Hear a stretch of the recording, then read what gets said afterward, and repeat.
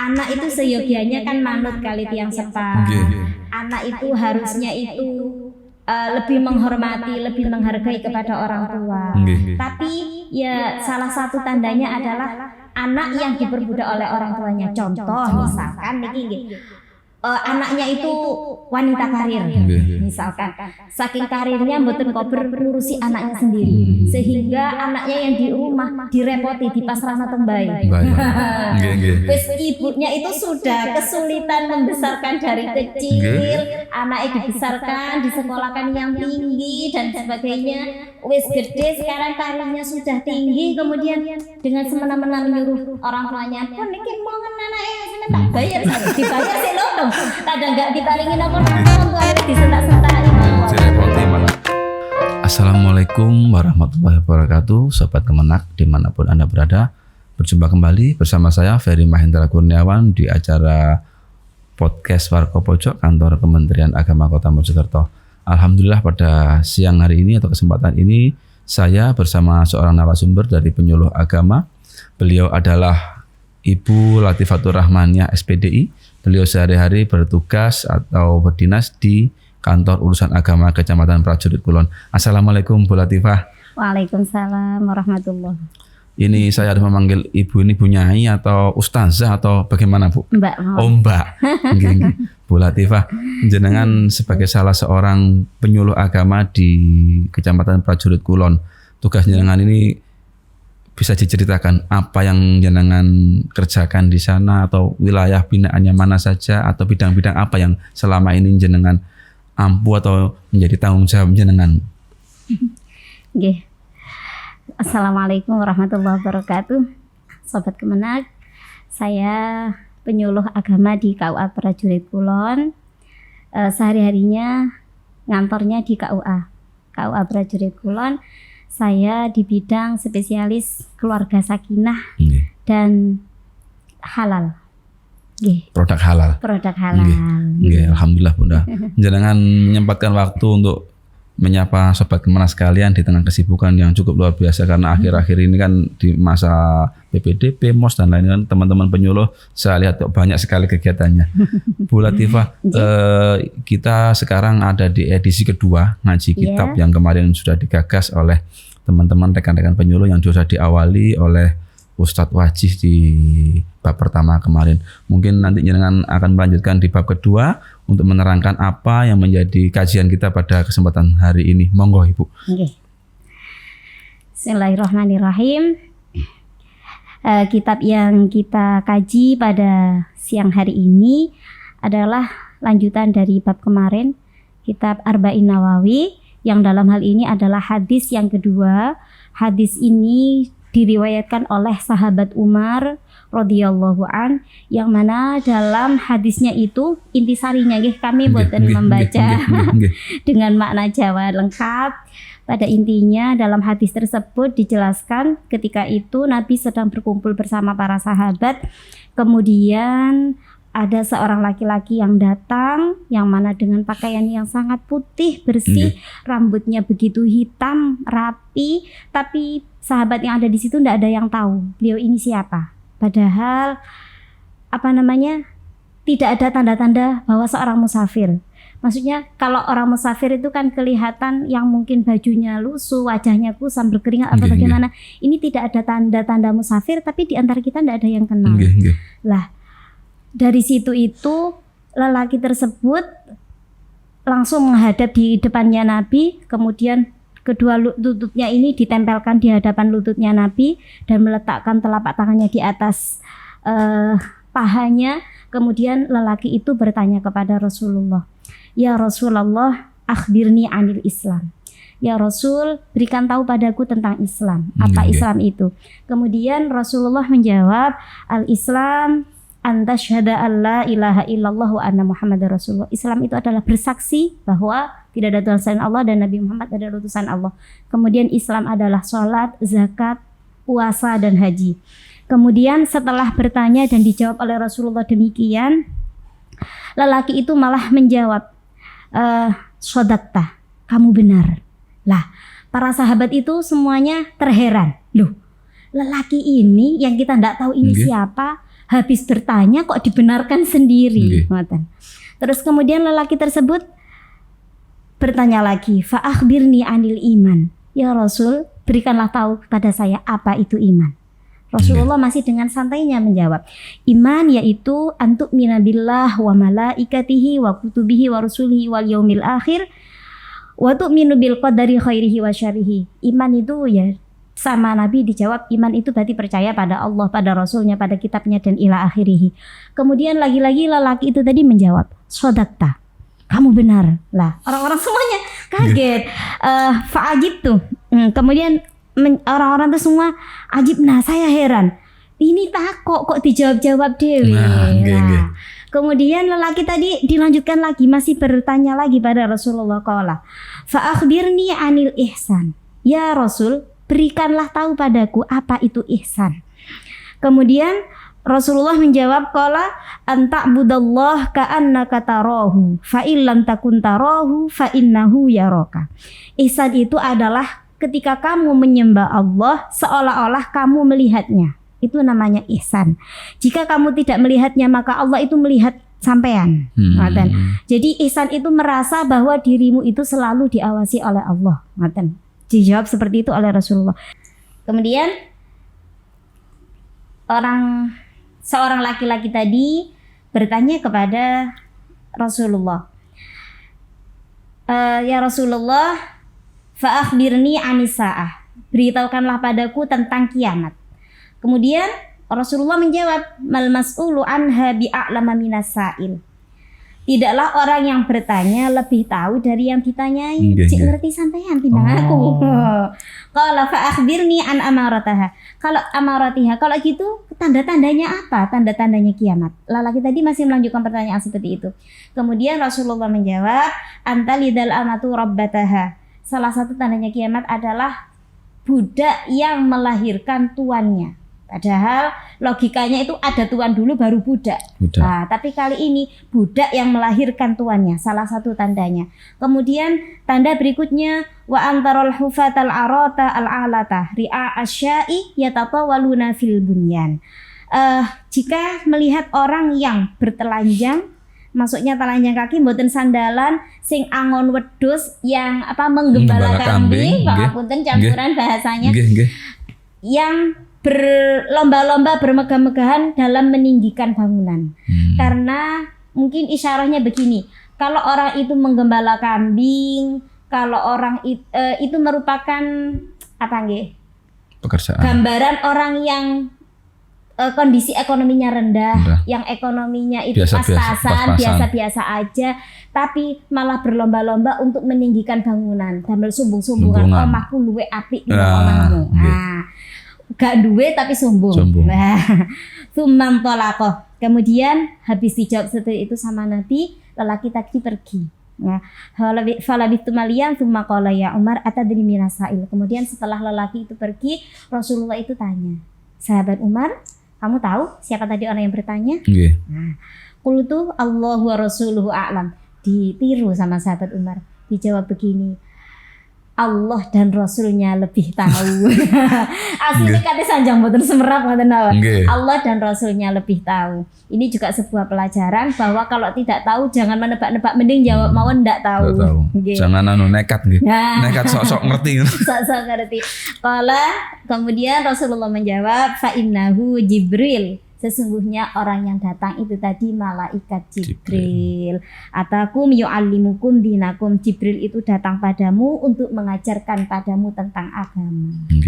Jadi kehadiran malaikat Jibril ke situ tadi dengan berwujud seperti laki-laki yang sangat bersih yang tadi sudah didefinisikan di awal tadi, ternyata itu adalah malaikat Jibril untuk menyampaikan ilmu atau wahyu bahwasanya tentang agama mengenai Islam, iman dan ihsan. Kurang lebih mekanik. Lah kalau kita mendengar dari yang jenengan sampaikan di penjelasan mulai dari apa itu Islam, apa itu iman dan ihsan, dan kemudian dilanjutkan dengan beberapa tanda-tanda kiamat, Bu. Di era sekarang. Era-era yang sudah sedemikian terbuka, sedemikian bebas, ngapunten, ini bahasanya anak muda, menjaga iman itu kan sesuatu yang sulit, Bu. Iya. Bagaimana kita tetap fokus, tetap beriman dengan baik di era-era sekarang ini kan tidak mudah, Bu. Menurut jenengan bagaimana, Bu? Nggih. Iman itu kan memang bisa turun, bisa naik. Nah, nggih. Mungkin tips untuk menjaga iman di era sekarang, nggih, salah satunya mungkin kita lebih akrab dengan Al-Qur'an. Nggih. Kita karena hati itu kalau tidak kering dari bacaan Al-Qur'an, insya Allah kan salah satunya ketika kita itu banyak berbuat amal. Kalau kita itu sibuk dengan amal soleh, insya Allah kita niku mboten kober arep aneh-aneh kober. Kira-kira seperti itu. Terus mungkin tipsnya juga jangan lelah untuk menambah ilmu, khususnya ilmu agama. Karena kewajiban kita untuk mencari ilmu itu kan sampai akhir hayat. Bukan hanya kita menyuruh anak kita untuk mencari ilmu budalo, tapi mbok dhewe mboten. Padahal kewajiban untuk terus mencari ilmu itu adalah sampai akhir hayat. Lah fungsi dari salah satu dari mencari ilmu itu adalah untuk meningkatkan kualitas keimanan kita. Salah satunya mungkin seperti itu. Soalnya kita tahu kalau di era sekarang kan ngapunten menjaga keimanan sesuatu yang mudah diucapkan, tapi realitasnya kan berat. Ada ini kita katut pelan, tahu-tahu sudah melencengnya jauh. Nah ini kan kalau jenengan tadi menyampaikan bahwa berbanyaklah ilmu, mungkin dengan bermajelis, kita mengunjungi tempat-tempat pengajian atau setidaknya ketika kita bermajelis itu wis rodok melenceng, alhamdulillah ana sing saling diingatkan gitu. Ada yang nenggokkan lagi untuk kembali ke jalan Allah. Mungkin seperti itu. Terus gini, Bu. Di era sekarang kalau seperti yang kita tahu, kita ini kan penuh kebebasan seolah-olah. Semuanya kita dapatkan. Kita mau apa tinggal buka HP, informasi ini. Nah kalau ini nggak ada filter, Bu. Pastinya atau takutnya ini kan mengganggu nun sewu, mungkin keimanan kita, pemikiran kita tergelincir ke hal-hal yang tidak tepat. Kira-kira seperti Bu. Itu semuanya kuncinya kan ada di hati. Lagi-lagi gini kok, hatinya harus terus di-upgrade, hatinya harus terus dibersihkan, mungkin dengan banyak zikir, banyak membaca Al-Qur'an, berkumpul dengan orang soleh, itu juga vibes positif. Ketika kita jauh dari hal yang positif, maka hal-hal negatif yang akan mendekat. Mungkin ketika kita kita itu sudah punya keimanan yang baik, seandainya ada yang menggoda, menggelitik titik-titik niku seenggaknya masih punya temeng. Kalaupun rodok kepengin buka apa titik langsung loro eling. Kembali ke jalan yang benar. Astagfirullahaladzim. Terus gini, Bu. Orang bilang hari-hari ini atau sekarang ini kan era-era akhir zaman. Seperti yang panjenengan tadi sampaikan, ada beberapa hal yang menjadi pertanda. Mungkin bisa dijelaskan dengan lebih Bu? Salah satu contoh misalkan Ahmad melahirkan tuannya dan lain-lain itu kira-kira untuk hari ini tuh contohnya seperti apa, Bu? Wow, di hadisnya tadi salah satu tandanya hari kiamat adalah banyaknya amat yang melahirkan tuannya. Amat itu kan budak. Tuan berarti kalau dulu itu tuan itu yang menyuruh budak, tuan itu yang bisa berlaku apapun untuk merintah budaknya. Dan hari ini itu kebalikannya, mungkin contoh kecilnya antara anak dan orang tua. Kan tadi digambarkan melahirkan budak yang melahirkan tuannya. Kalau era masih jauh dari akhir zaman mendekati kiamat, anak itu seyogianya kan manut kali tiang sepah. Anak itu harusnya itu lebih menghormati, lebih menghargai kepada orang tua. Tapi ya salah satu tandanya adalah anak yang diperbudak oleh orang tuanya. Contoh misalkan niki anaknya itu wanita karir. Misalkan saking karirnya mboten kober ngurusi anaknya sendiri, sehingga anaknya yang di rumah direpoti dipasrahna teng bae. Wis ibunya itu sudah kesulitan membesarkan dari kecil, anaknya dibesarkan, disekolahkan yang tinggi dan sebagainya. Wis gede sekarang karirnya sudah tinggi, kemudian dengan semena-mena menyuruh orang tuanya, pun iki mongen anake sampean tak bayar dibayar sik lho dong. Kadang gak diparingi napa-napa wong tuane wis disentak-sentaki mawon. Direpoti malah. Nah, direpoti mawon. Dan sekarang itu kayaknya bukan hal yang ya naudzubillah sudah banyak hal yang banyak terjadi niku. Anak itu pun nyentak ke orang tua itu kayaknya hal yang biasa banyak terjadi. Ya semoga kita diselamatkan dari hal yang demikian.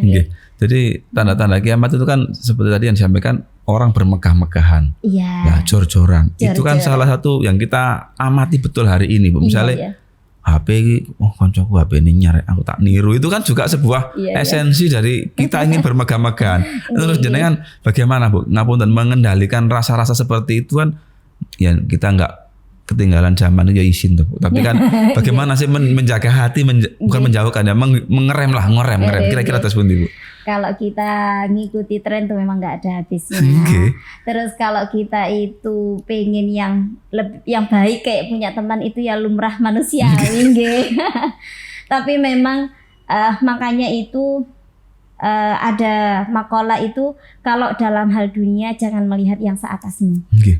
Kalau hal ibadah, dalam hal agama lihatlah seatasmu biar kamu semangat. Mungkin tipsnya nek dalam hal dunia jangan lihat yang seatasmu. Ketika temanmu itu iPhone tipenya yang lebih tinggi darimu, akhirnya kamu ada rasa iri dan aku kepingin sing koyo ngono. Gak ono enteke. Terus nggih. Kalau seperti itu yang berkelanjutan adalah rasa yang kurang bersyukur. Akhirnya seperti itu. Jadi kan itu kan kalau orang sekarang malah kadang-kadang kebalik mikirnya gini. Ini aku termotivasi koncoku tuku mobilnya, aku termotivasi. Itu kan sebenarnya juga motivasi tapi kan juga aslinya ya ingin niru. Enggak apa-apa kalau mampu, halal saja monggo.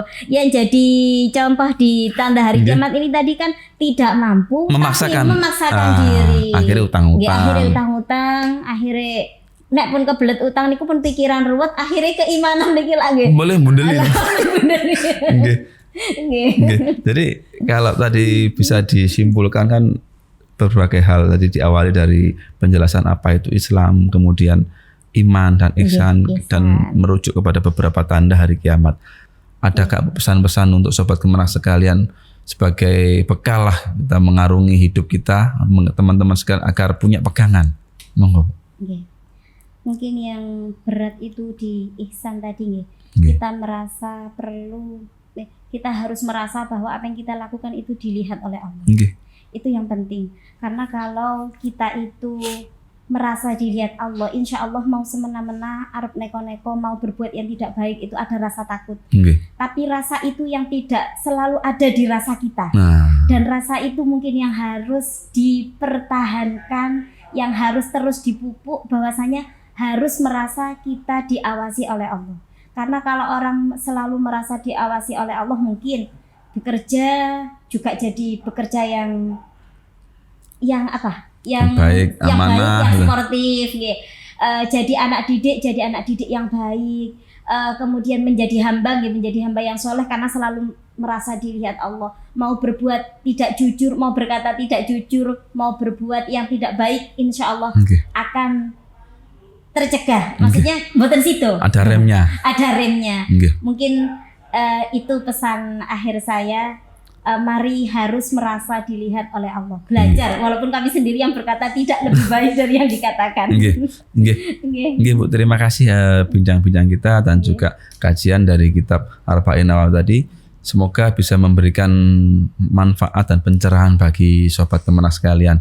Saya Ferry Mahendra Kurniawan selaku host dan Ibu Latifah pamit mohon izin undur diri. Wassalamualaikum warahmatullahi wabarakatuh. Waalaikumsalam.